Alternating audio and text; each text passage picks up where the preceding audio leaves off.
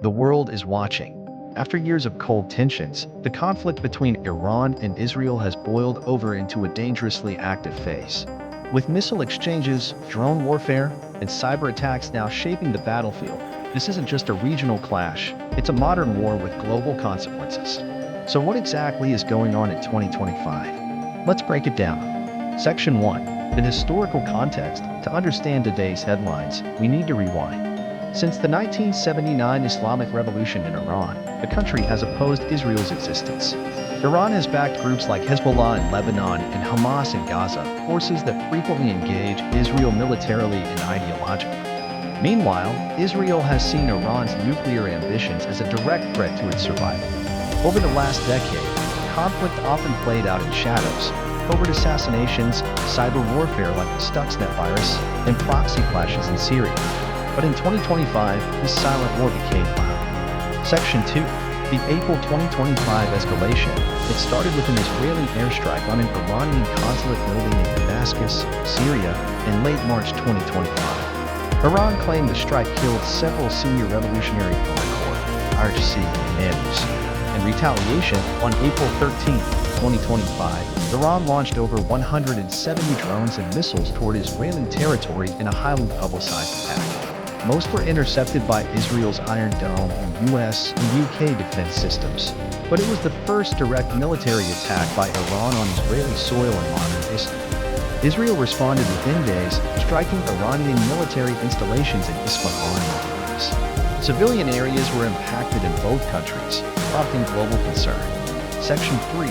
Humanitarian impact. Civilians killed, over 80, including 23 children and 6 journalists injuries. Estimated 500-plus people wounded across Syria, Israel, and western Iran displacement. Over 45,000 people forced to evacuate or relocate. Infrastructure damage. $2.4 billion across affected areas. Hospitals in northern Israel and Iranian border cities are overwhelmed. Fuel shortages and internet blackouts have been reported in rural parts of Iran, while Israeli air travel was grounded for several days. Section 4. Global reactions. United States. The U.S. confirmed the deployment of 2 carrier strike groups to the eastern Mediterranean and Red Sea. President Biden reaffirmed support for Israel but urged restraint. American military jets actively assisted in intercepting Iranian drones. European Union, France, Germany, and the UK condemned both the Iranian drone attack and Israel's retaliation. The EU called for a return to nuclear diplomacy, fearing a larger regional war. Arab world. Saudi Arabia and the UAE, who recently began normalizing ties with Israel, are urging de-escalation. Qatar has offered to mediate, working with US and EU diplomats behind the scenes. Russia and China.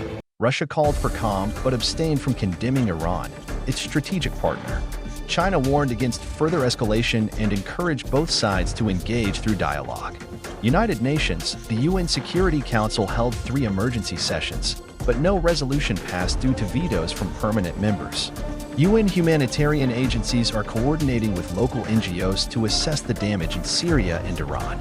Section 5. The role of technology in cyber warfare. This conflict is being fought on multiple fronts, not just land, sea, and air, but also in cyberspace.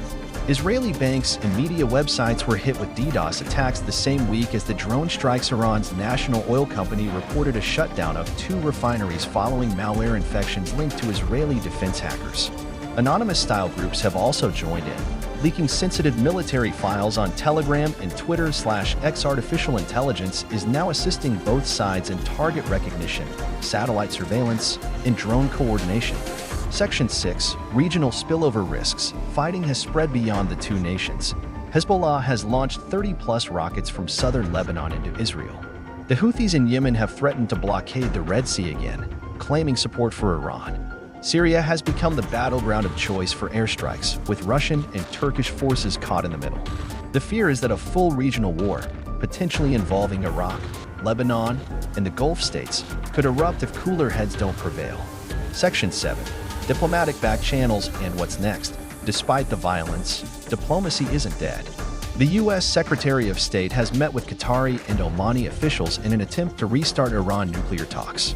France is reportedly brokering back-channel talks via Oman. Iran's foreign minister hinted at conditional ceasefire terms, including international guarantees against further Israeli attacks on its consulates. Possible scenarios ahead: escalation into broader war if either side miscalculates, tense stalemate, continued tit-for-tat strikes, cyber attacks, and diplomatic limbo; negotiated truce if global pressure leads both parties to the table. Section 8. Conclusion. The Iran-Israel conflict in 2025 has already changed the calculus of power in the Middle East. It's shown how traditional warfare, cyber operations, and public propaganda now intertwine in real time. But amid all the missiles, politics, and rhetoric, real people are suffering. Children are being displaced. Families are losing loved ones. And cities are bracing for more attacks. The world may not be able to end this war overnight, but understanding it is the first step toward demanding a future without it. Stay informed. Follow reputable news outlets. Support humanitarian relief efforts where possible. And remember, behind every headline, there's a human story.